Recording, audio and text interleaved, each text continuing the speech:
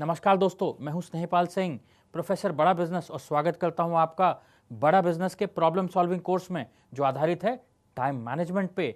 और इस नए वीडियो में आपकी बर्निंग प्रॉब्लम को सॉल्व करने के लिए आज हम सीखेंगे ना बोलना। जी हां दोस्तों, ना बोलना, खासकर जब आपकी प्लेट फुल हो।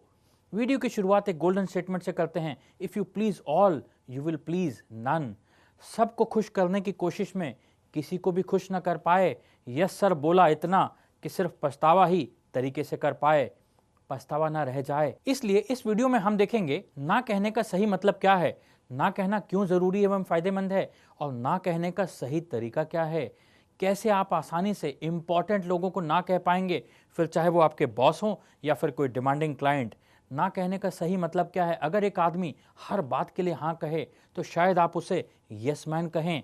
फिर चाहे उनमें से बहुत से काम पूरे वो ना कर पाए और खुद के काम भी बिगाड़ ले, और वो हाँ कहता क्यों है? क्या दूसरों को खुश करने के लिए? पर क्या ऐसा सचमुच में होता है?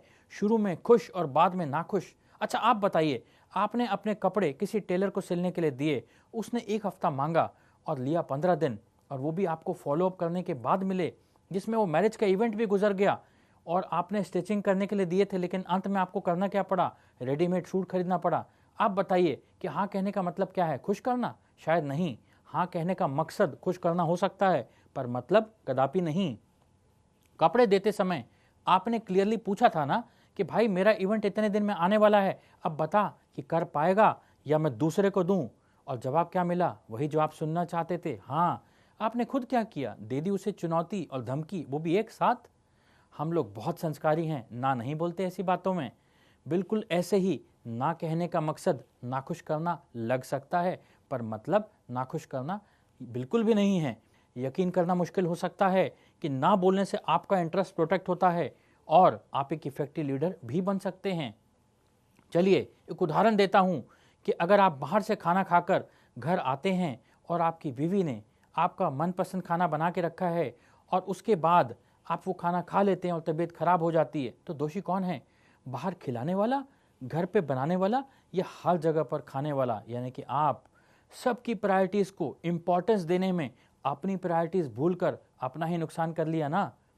ह्यूमिलिटी और पॉजिटिविटी की झलक भी मिलती है हाँ से, शायद इसीलिए लोग हाँ ज़्यादा बोलते हैं, और ना बोलने से नेगेटिविटी की झलक मिलती है। इसके अलावा कुछ और भी कारण हैं ना बोलने के लिए। पहला, रिलेशन खराब नहीं करना चाहते। दूसरा, इमेज स्पॉइल होने से डरते हैं। और तीसरा, ह्यूमिलिटी के कारण ना नहीं बोल पाते। चौथा, कॉन्शियंस यानी जमीर का चोटता है ना बोलने पर। पांचवा, हेल्प करना चाहते हैं किसी भी कीमत पर, खासकर काम अगर अपने बॉस का हो, फिर चाहे अपने बस का ना हो। कमिटेड एम्प्लॉय का तमगा होने का खतरा भी तो है। छठा, फियर, इस ख्याल से कि अगर बॉस को ना बोल दिया तो। लेकिन अब मैं आपको वो स्टेप सिखाऊंगा जिससे आप ना बोलने की झिझक को कम कर पाएंगे और निरंतर अभ्यास से एक दिन बिंदास हो जाएंगे। पहला, रीजन बताएं वैलिड वाला, ताकि नो लगे जेन्युइन वाला। अगर आप अपने बॉस को करंट प्रोजेक्ट की स्थिति से अवगत कराएंगे, तभी तो वो आपकी परिस्थिति समझ पाएंगे। Uh no does not sound like a no, बशर्ते दिया गया रीजन वैलिड हो। दूसरा, सॉल्यूशन दें ऑल्टरनेट वाला, ताकि नो लगे जेन्युइन वाला। मौजूदा परिस्थिति में मुझसे ना हो पाएगा, लेकिन ऑल्टरनेट सॉल्यूशन से काम पूरा हो जाएगा। जैसे कि अगर आप किसी प्रोजेक्ट पे काम कर रहे हों और इसी बीच में आपके बॉस ने आपको दूसरे प्रोजेक्ट पे भी कॉन्सेंट्रेट करने को कहा, तो क्या करेंगे आप?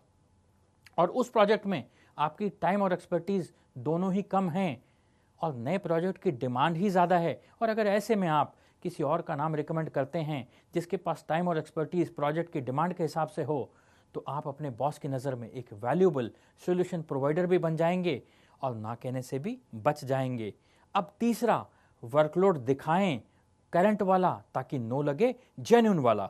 अगर आप अपने बॉस को करंट स्थिति से अवगत करवाएंगे, तभी तो वो आपकी परिस्थिति समझ पाएंगे। चौथा, कॉन्सिक्वेंसेस बताएं वैलिड वाला, ताकि नो लगे जेन्युइन वाला। अगर आप अपने बॉस को नए काम की वजह से करंट प्रोजेक्ट पर होने वाले प्रभाव से अवगत करवाएंगे, तभी तो वो आपकी परिस्थिति समझ पाएंगे। पांचवा, डायलेमा बताएं रियल वाला, ताकि नो लगे जेन्युइन वाला। अगर आप अपने बॉस को डायलेमा की स्थिति से अवगत करवाएंगे, तभी तो वो आपकी परिस्थिति समझ पाएंगे। फिर चाहे आप कामों को रिप्रायोरिटाइज करने के लिए अपने मौजूदा काम जो सिर्फ आप कर सकते हैं, उनके विषय में भी सलाह मांग लें कि बॉस ये काम किसको देना सही रहेगा, तो देखा आपने कि कैसे हम ना बोले बिना ही ना बोल सकते हैं। दोस्तों, 2 लेटर का वर्ड नो हमारी पर्सनल और प्रोफेशनल लाइफ में एक बहुत ही बड़ा रोल प्ले करता है और इसका बैलेंस भी ज़रूरी है। सिर्फ ना और हमेशा ना के बीच में कभी हाँ तो कभी ना, ताकि समाज में ना तो आप आइसोलेट हों और ना ही ऑलवेज नो वाली इमेज बने कि लोग कहने से भी कतराएं कि इसे कहने का कोई फ़ायदा नहीं, और ये भी ज़रूरी है कि कोई आपका फ़ायदा ना उठा पाए। एक और दृष्टिकोण देता हूँ आपको कि ना बोलना एक पॉजिटिव एक्ट भी होता है। कैसे? Saying no means you value your time, और ये सबसे बेहतर तरीका होता है नेगेटिव पीपल और सिचुएशंस से डिस्टेंस बनाने का। हमेशा खुद को ये याद दिलाएं कि आपका समय कितना मूल्यवान है। इससे आप लेस हेजिटेंट और मोर कॉन्फिडेंट फील करेंगे। दूसरा, saying no is a brave act. किसी इन्वेस्टर के प्रपोजल को नो कहना बहुत बड़ा ब्रेव एक्ट माना जाता है, लेकिन ये भी दर्शाता है कि आप कितने एम्बिशियस और ब्रेव हैं अपने प्रोजेक्ट और स्टार्टअप को लेकर। ये इफेक्टिव लीडरशिप का वो पार्ट है जिसका पता बाद में चलता है, and it shows that you are in control. नहीं तो फंडिंग के लालच में अच्छा भला इंसान हमेशा हाँ ही बोलता है और किसी भी शर्त को मान जाता है, साइन कर देता है, लेकिन इसका अंजाम उसे बाद में भोगना पड़ता है। तीसरा, saying no means you know what you want.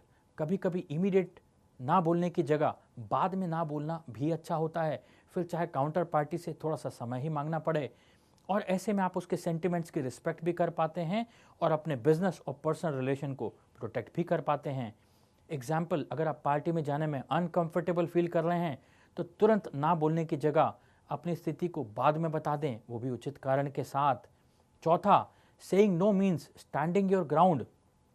अपने वर्किंग एनवायरनमेंट या सोशल लाइफ में ऐसे लोगों से भी इंटरेक्ट करते होंगे जिन्हें ना सुनना बिल्कुल पसंद नहीं होता। ऐसे में क्या करेंगे? यहाँ और भी ज़्यादा ज़रूरी हो जाता है कि अगर आपने एक स्टैंड लिया है तो आप उस पर बिल्कुल कायम रहें, क्योंकि रियल चैलेंज तो तब आएगा जब कोई आपसे ये कहे कि आप पिछली बार तो मान गए थे तो इस बार क्यों नहीं। पांचवा, saying no is sometimes saying yes. यानी जब भी आप किसी को नो बोलते हैं तो किसी को इनडायरेक्टली येस भी बोल रहे होते हैं, और वो भी ज़्यादा ज़रूरी काम को जो आपके लिए मायने रखता है। फिर ऐसे में बुरा क्यों फील करना। दोस्तों, अब बारी है मैसिव एक्शन प्लान की। आज से आपको नो कहना सीखना होगा, वो भी कॉन्फिडेंटली, और डिस्कस की हर बात को ध्यान रखना है, जिसमें शामिल हैं: पहला, रीजन बताएं वैलिड वाला ताकि नो लगे जेन्युइन वाला। दूसरा, सॉल्यूशन दें ऑल्टरनेट वाला ताकि नो लगे जेन्युइन वाला। तीसरा, वर्कलोड दिखाएं करंट वाला ताकि नो लगे जेन्युइन वाला। चौथा, कॉन्सिक्वेंसेस बताएं वैलिड वाला ताकि नो लगे जेन्युइन वाला। पांचवा, डायलेमा बताएं रियल वाला ताकि नो लगे जेन्युइन वाला। अपनी प्रायोरिटी को भी प्रायोरिटी दें।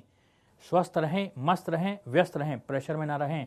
अपनी बात समय रहते कहें। उम्मीद करता हूं कि मेरे बताए इन तरीकों से आपके समय का प्रबंधन बेहतर होगा और आपके काम से जुड़ी मुश्किलें भी कम होंगी। मेरे साथ इस वीडियो के अंत तक बने रहने के लिए बहुत बहुत शुक्रिया दोस्तों।